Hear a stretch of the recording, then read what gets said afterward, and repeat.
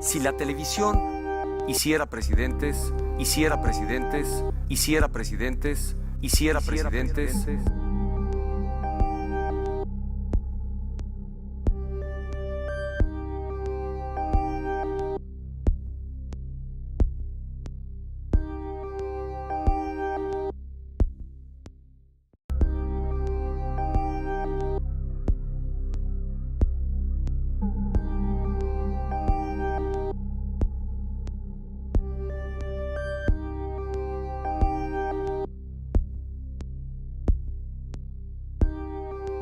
En el año 2007 se realiza una reforma electoral que prohíbe la compra de espacios en radio y televisión para fines político-electorales, para así evitar que el dinero y el poder de las televisoras se vuelva definitivo en las campañas electorales. Sin embargo, la cobertura en los medios de comunicación sobre el entonces gobernador del Estado de México, Enrique Peña Nieto, era exagerada, tal como lo describe Carmen Aristegui en su programa.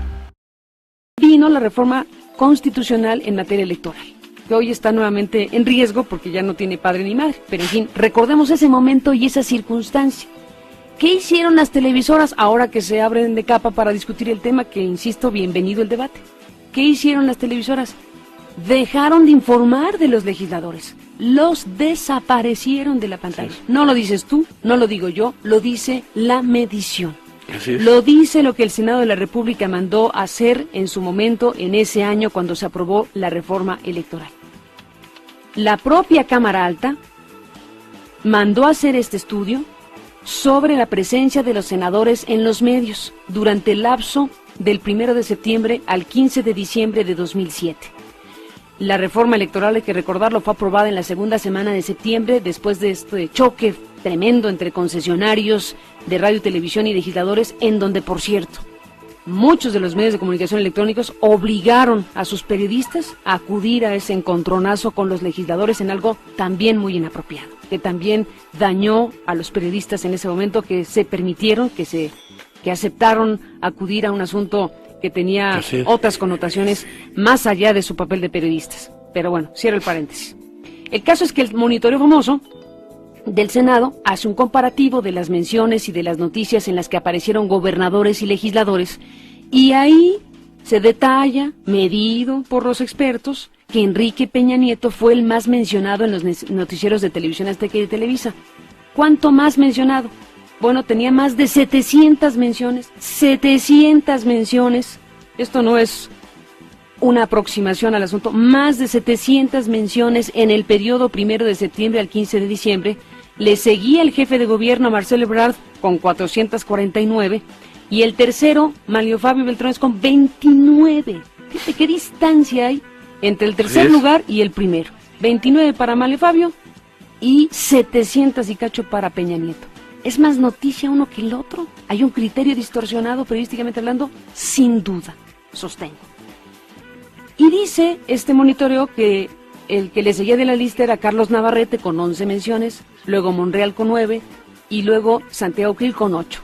Santiago Krill en ese momento era nada más ni nada menos que el presidente del Senado de la República. ¿Es noticia o no es noticia el presidente del Senado de la República? Hoy el mundo y su gente. El IFE determinó que Peña Nieto había violado la Constitución por haber transmitido 3.528 spots sobre su quinto informe de gobierno en todo el país, entre el 29 de agosto y el 10 de septiembre, cuando Baja California Sur y Guerrero ya estaban en época de precampañas. Sin embargo, el TRIFE eximió a las televisoras y al PRI de alguna responsabilidad, para finalmente solo amonestar a los concesionarios. Con la gente, es ahí donde encuentran la inspiración, la energía, para seguir adelante. Quinto informe de gobierno, un año más de compromisos cumplidos. Estado de México. A Mexican presidential candidate has been accused of getting favorable media coverage through illegal means. by buying it. A newspaper called Reforma has alleged that the candidate Enrique Peña Nieto paid more than $2 million to journalists for positive media mentions during his time as a state governor. The newspaper published receipts it says it obtained through a Freedom of Information request. According to those receipts, a news anchor at Televisa, Joaquin Lopez Doriga, is said to have received more than $600,000. The receipts also show payments were made to 2 radio stations. Nieto, the candidate, hit back at the allegations, claiming that the payments were made for sponsorships, not for news coverage. Octubre de 2005. El semanario Proceso difundía un contrato entre el gobierno del Estado de México y la empresa Promo, propiedad de Alejandro Quintero, un ejecutivo de Televisa. Una estrategia integral que incluía asesorías y venta de espacios para la promoción y proyección de la imagen del político mexiquense. Un plan que arrancaba en 2005 y concluiría en 2012, con la llegada de Peña Nieto a la presidencia de la República. El costo durante el primer año, 742 millones de pesos. Hay toda una maquinaria política ya engarzada en torno a Enrique Peña Nieto como un producto, como una inversión política en donde la voz cantante la llevan las televisoras y la llevan los consultores que Televisa ha puesto ahí para que su candidato sea el viable para el 2012. Pero eso tiene que ver con negocio y con protección política y con un enorme dispendio y una enorme corrupción en función del dinero público. De acuerdo a información difundida a través de Wikileaks y atribuida a la anterior encargada de negocios de la Embajada de Estados Unidos en México, Leslie Bassett, Enrique Peña Nieto dispuso de recursos obtenidos como gobernador del Estado de México para comprar espacios en medios de comunicación que lo hicieran ver como ganador seguro en las elecciones presidenciales. El pasado mes de enero, funcionarios de Veracruz, entidad gobernada por el Partido Revolucionario Institucional, al que pertenece el candidato puntero, según las encuestas, fueron detenidos con el equivalente a más de $2 millones en efectivo. Aunque declararon que el dinero sería para promover el turismo en Veracruz, no pudieron explicar por qué no pagaban a las empresas de publicidad con un cheque o mediante una transferencia electrónica, pero las autoridades no han informado aún sobre los resultados de la investigación de este probable delito. Los recursos de Peña Nieto superan en mucho a los autorizados por el Instituto Federal Electoral, lo que el investigador José Guadalupe Luna Hernández atribuye al desvío de fondos públicos y pone como ejemplo que se gastaron $10 en promedio en cada desayuno entregado en escuelas públicas, lo mismo que cuesta en un restaurante de una cadena transnacional. El desvío de por lo menos 14,000 millones de pesos que de manera adicional percibió cada año el gobernador Peña y que se justifican de una manera irrisoria, con reuniones de 20 personas en las cuales una dependencia gasta 2 millones de pesos, con puentes peatonales de menos de 10 metros de largo que tienen un valor de cerca de 20 millones de pesos, con un gasto. El fenómeno Peña Nieto tiene una explicación en función de la apuesta política que las empresas televisivas y en especial Televisa han hecho después de lo del 2006.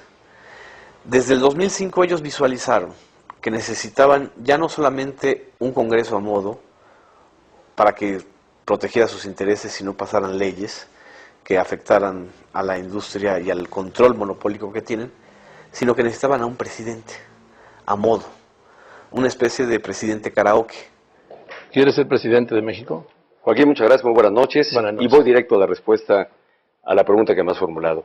Sí quiero ser presidente de México, sí.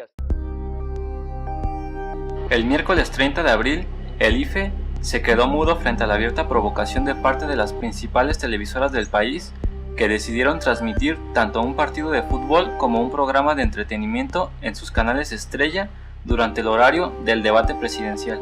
Con su negativa a solicitar a la Secretaría de Gobernación la transmisión en cadena nacional del debate, la autoridad electoral abdicó de su responsabilidad de garantizar el derecho a la información de los mexicanos. El mismo miércoles, el IFE también dio luz verde a Peña Nieto para continuar con su campaña dispendiosa y rebasar los topes de gasto con total impunidad, en lugar de ejercer su facultad de informar desde ahora sobre los costos de la campaña del PRI. La autoridad decidió evitar problemas con el candidato puntero y esperar hasta el año que entra para rendir su informe.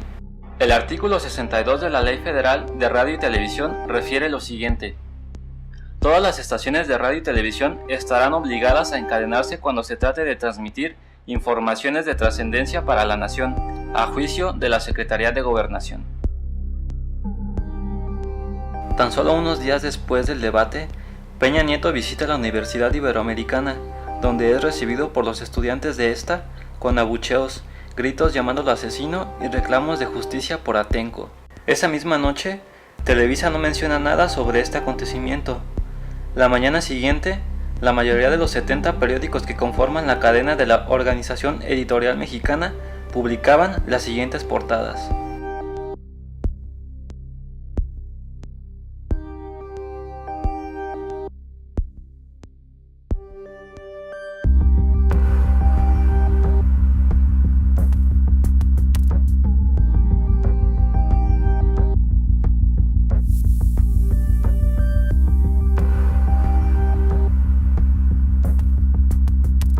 Está el hartazgo y entonces lo que hay que criticar no es la realidad, ¿no? Sino quien refleja la realidad, o sea, los medios. Y segundo, vemos el 44% de la gente dice que los medios sí reflejan la realidad, menos de la mitad, porque el 56% restante está dividido entre que el 18% exageramos, pero hay un 33% que dice que ocultamos. Entonces, ¿dónde está el justo medio aquí? Yo quiero decir que un noticiero, el noticiero de la noche, no es para quedar bien con nadie. No se puede quedar bien con todo siempre. ¿Cómo puedes lograr un acuerdo, un consenso, Leopoldo, cuando el 44% de quien te está viendo dice que sí reflejo la realidad? Cuando el 18% dice que exagero y cuando el 33% dice que oculto. ¿Cómo actuar? Entonces lo que hay que hacer, y perdón, no es un pecado soberbia, es seguir por el periodismo.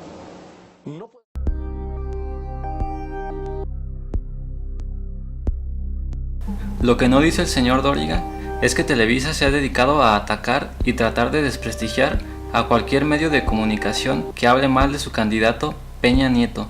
Más recientemente lo han hecho con las redes sociales, donde se han publicado trabajos periodísticos e información que Televisa no ha querido mostrar a los mexicanos. ¿Para qué no es útil? Para recoger una opinión.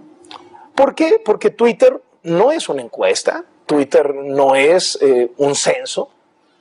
En Twitter pesa más el que grita más, el que repite más veces las cosas, ¿no? El que lo dice con más violencia, el que lo replican más. Eso no es una muestra de la realidad.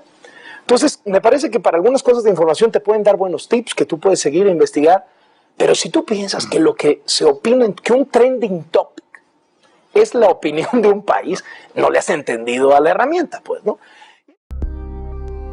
Tal parece que Carlos Loret estaba dormido cuando la revolución de Egipto y Túnez se llevó a cabo usando como herramienta las redes sociales. Hoy, tanto Carlos Loret como Televisa les ha tocado tragarse esas palabras. Estoy muy contento y que no hay que sobreestimar tampoco las 3, 4, 5 voces críticas, los 5 tuiteros que están diciendo tal o cual cosa, porque pues no son la realidad, no, o sea, la realidad es que la mayoría...